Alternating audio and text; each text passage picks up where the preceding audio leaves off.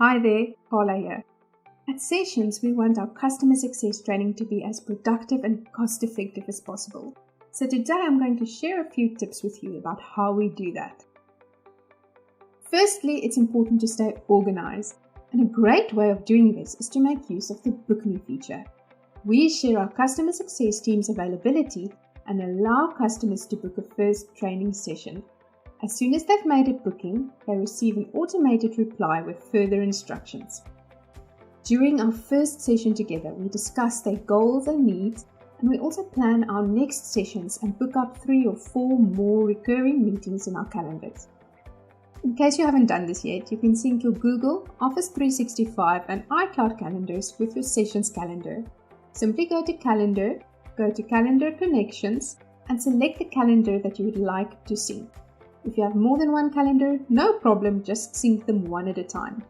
You'll now have a full overview of your schedule and your past, present and future sessions, and you can access them directly from here. We found that it's really important to keep our customers informed and empower them every step of the way. That is why we use agendas during our training sessions. We create agenda templates beforehand and share them across our team, so that everyone who needs them can use them. This not only keeps us on track, it also helps us to ensure good quality and uniformity during our training sessions. It's really easy to set up an agenda template. Go to Agendas on the main menu, click on New Agenda, give your agenda a name, and add your different topics and descriptions. If you don't share any resources to an agenda item, you'll end up in conference mode. But if you do add a file, link, or tool, it will automatically load during your live meeting. I'm going to add a slideshow, Google Doc, my product tool, and takeaways to this agenda. You can preview your agenda template to make sure that you're happy with it. Share it with other people in your workspace, and that's it. If you click on My Agendas, you'll find it saved as a template. Or if you want to use it immediately, click on Use Agenda, and an instant session will start straight away. Let's see our agenda in action. I didn't add any tools or files to the first agenda item, so we're starting off in conference mode. Here's the slideshow. I can choose whether I change the slides for everyone or if I want each participant to click through the slides at their own pace. Next up is the Google Doc. As long as it is set to public, everyone in the session will be able to type on it.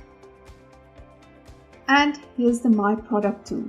Now this has been a real game changer for us. We found that it's so much better to let customers gain first-hand experience rather than just telling them how things work. The My Product tool is ideal for this. You can bring your web app directly into your training session, show the customer how to do something, and then give them control of the mouse and let them try it. Last but not least, there's takeaways. You can use this to summarize your training session, give next steps, or add extra resources. I like to prepare it beforehand and then add to it during a live session. Right, so this is the basics of how an agenda works. You can choose to hide it, but at sessions we quite like showing it during our training sessions so that the customers can see the main topics and follow along as we go.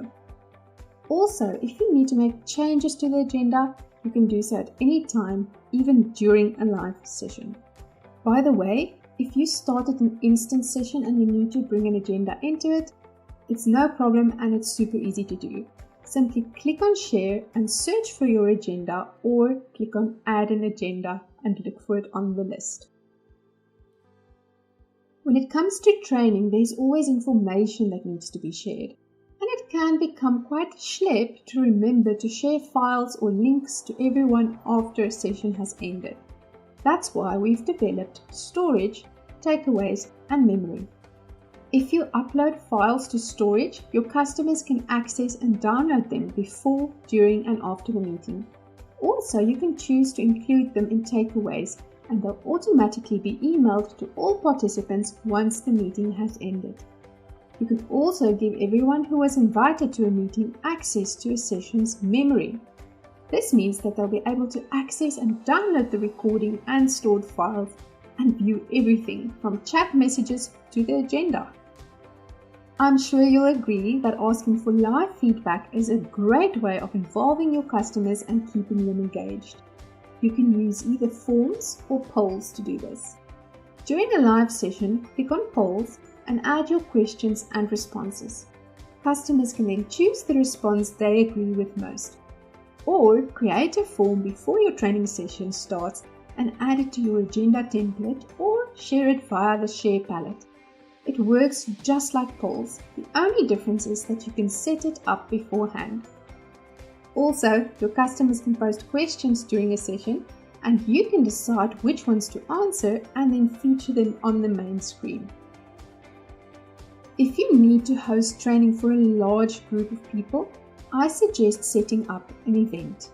This will allow you to share more info about the training that you offer, include bios for your speakers, an agenda, and you can of course create a landing and registration page. In this way you can see exactly who will be joining and you can share this information with your CRM system. So that's it from me. I hope you found this video helpful. Be sure to check out the links posted below for more useful tips and info. And last but not least, do let us know how your customer success team uses sessions. We'd love to get your feedback.